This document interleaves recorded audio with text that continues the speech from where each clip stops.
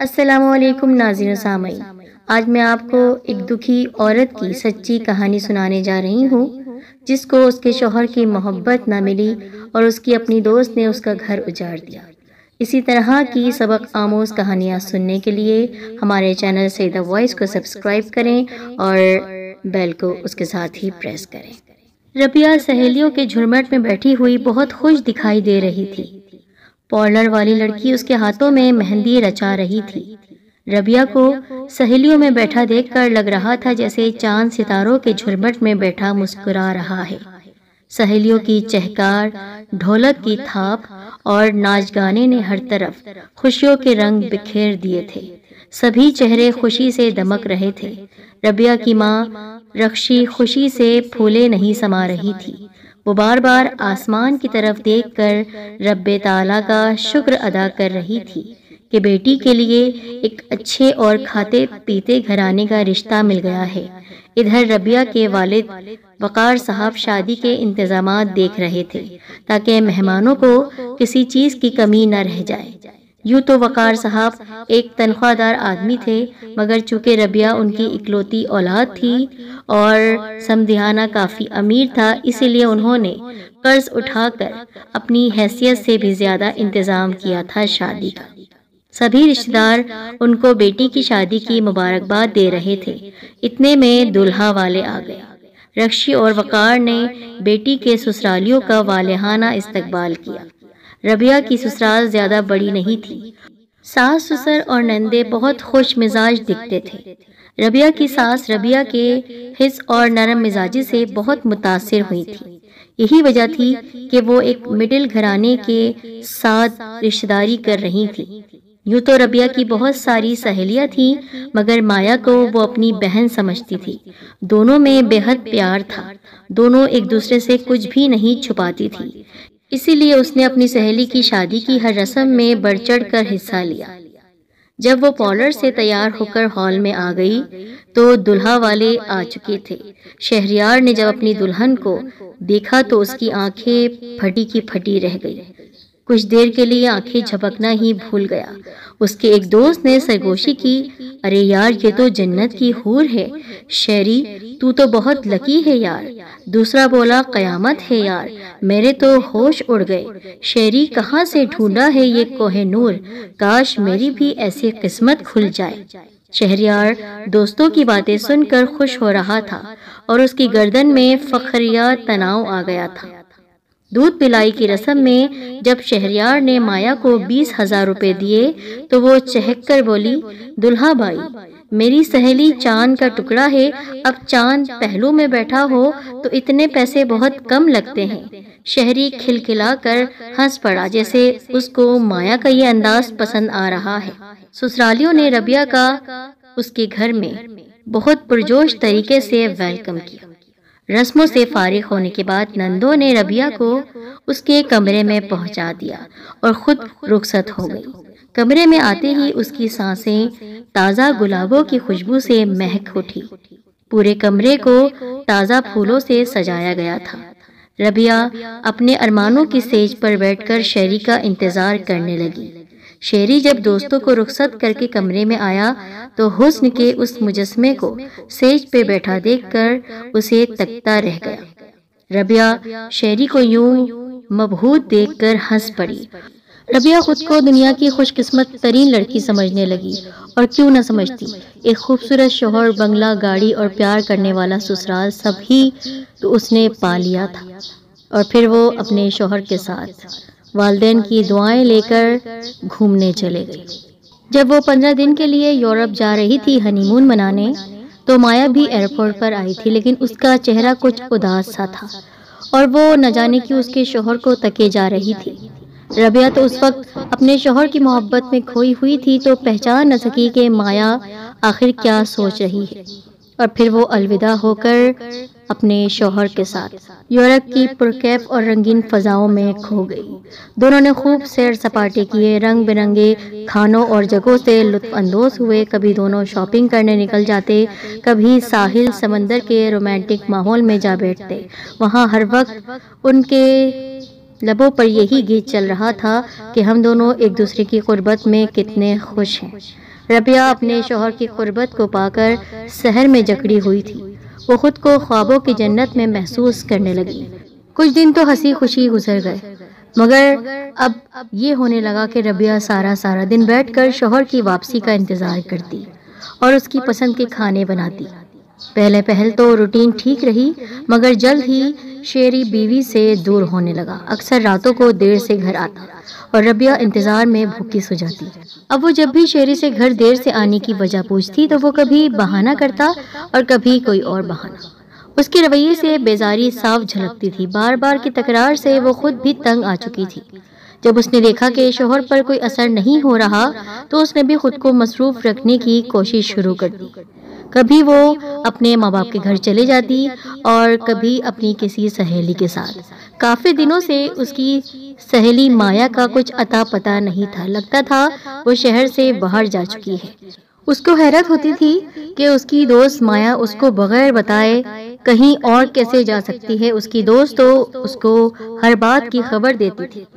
بہرحال اب وہ تنہائی کا شکار ہوتی چلے جا رہی تھی، کیونکہ شہری نے اس کو ٹائم دینا بالکل بند کر دیا تھا۔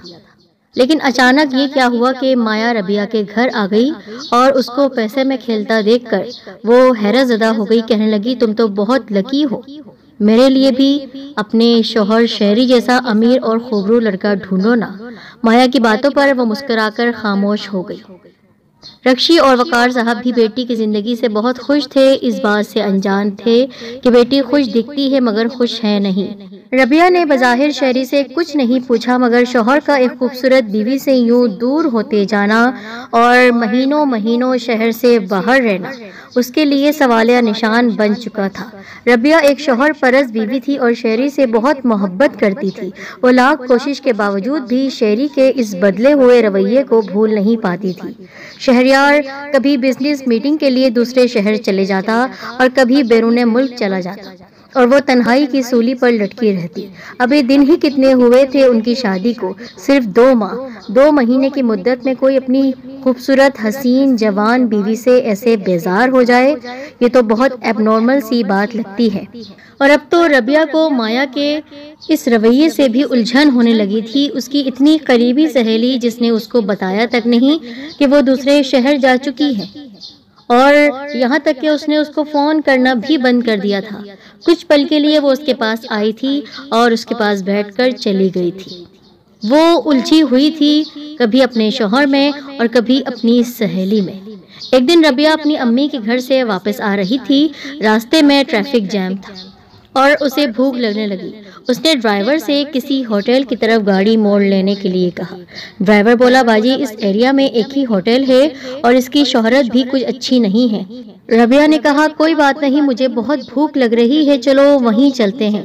ربیہ نے اندر جا کر آرڈر کیا اور ایک کونے میں لگی میز پر بیٹھ گئی۔ اچانک اس کے کانوں میں ایک مانوس سی آواز اور ہنسنے کی آواز آئی۔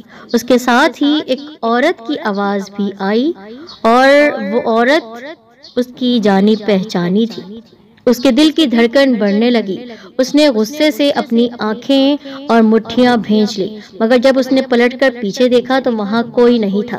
اتنی دیر میں بیرا کھانا لے کر آ گیا۔ اس وقت ربیہ کے علاوہ ہوٹل میں کوئی اور کسٹمر نہیں تھا۔ اس نے بیرے سے کہا کہ میں نے ابھی یہاں ایک جوڑے کی آواز سنی تھی، مگر جب پیچھے دیکھا تو وہاں پر کوئی بھی نہیں تھا۔ تو کہنے لگا، وہ میڈم یہاں زیادہ تر عیاش قسم کے لوگ آتے ہیں، وہ صاحب بھی ہر روز اپنی ایک گرل فرینڈ کے ساتھ آتے ہیں اور ہمارے پاس روم میں ٹھہرتے ہیں۔ ربیہ کے پیروں کے نیچے سے تو جیسے زمین ہی نکل گئی۔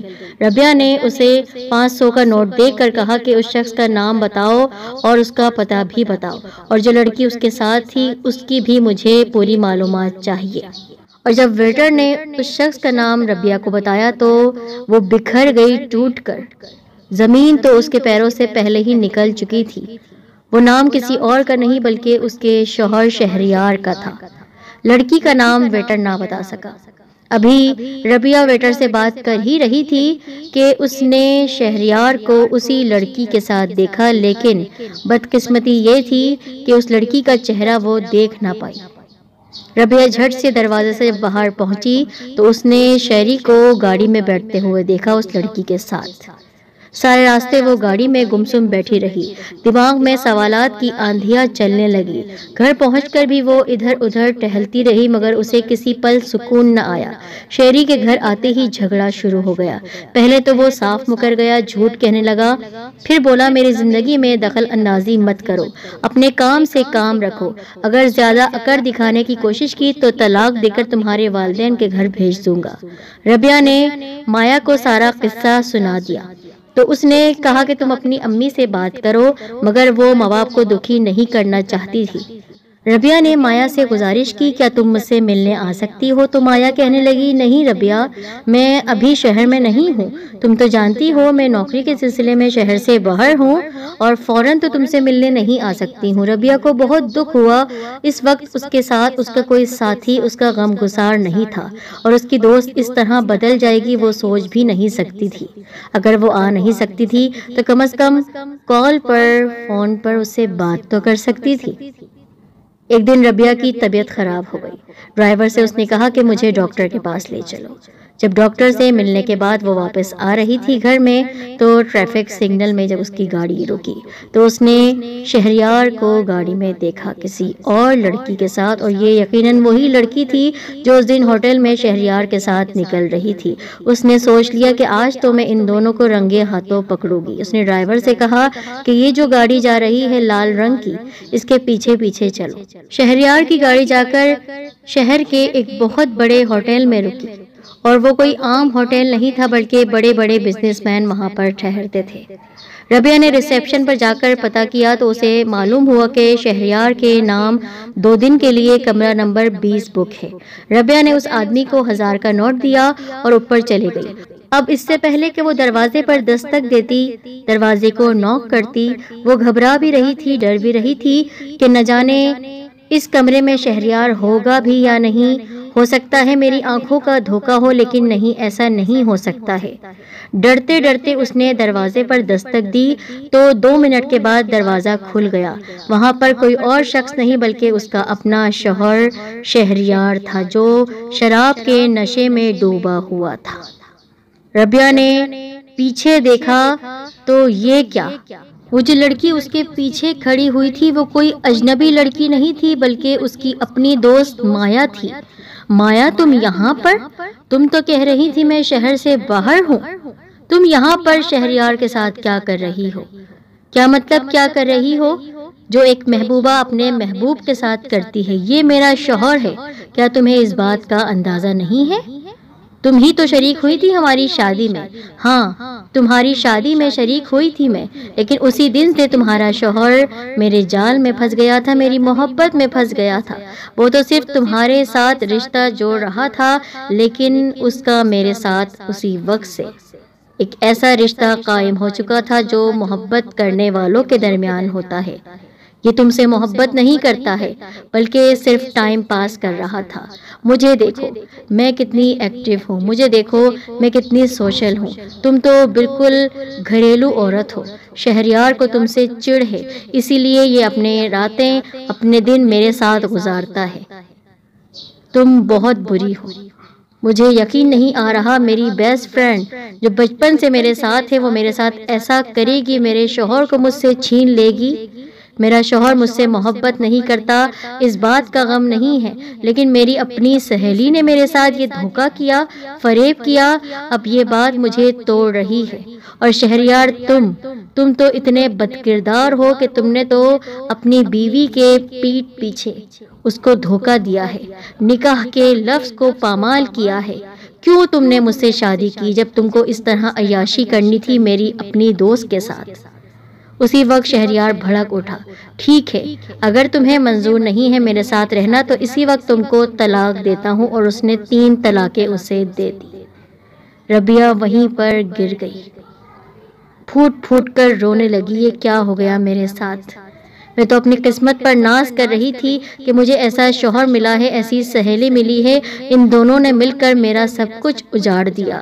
اب میں کہاں جاؤں گی، کس کے پاس جاؤں گی؟ میرے والدین تو جیتے جی مر جائیں گے۔ ربیہ، اب تم کہاں جاؤ گی یہ تو ہمیں نہیں پتا، لیکن آئندہ ہم سے ملنے کی کوشش مت کرنا، اور ہاں، طلاق کے کاغذات تمہیں تمہارے گھر پر مل جائیں گے۔ شہریار نے یہ کہہ کر دروازہ بند کر لیا اور پیچھے سے مایا کی مکار ہنسی اس کو دکھائی دینے لگی۔ اسی لیے کہا جاتا ہے کہ اپنوں پر بھی آپ اندھا اعتماد نہ کریں۔ اس کی سہیلی نے اسی کے گھر کو اجاڑ دیا۔ آج وہ اکیلی تنہا رہ رہی ہے، کس منہ سے رہ رہی ہے یہ وہی جانتی ہے، اور آج وہ اپنی بد نصیبی کو دیکھ کر پھوٹ پھوٹ کر روتی ہے۔ زندہ لاش بن گئی ہے ربیہ۔ السلام علیکم ناظرین۔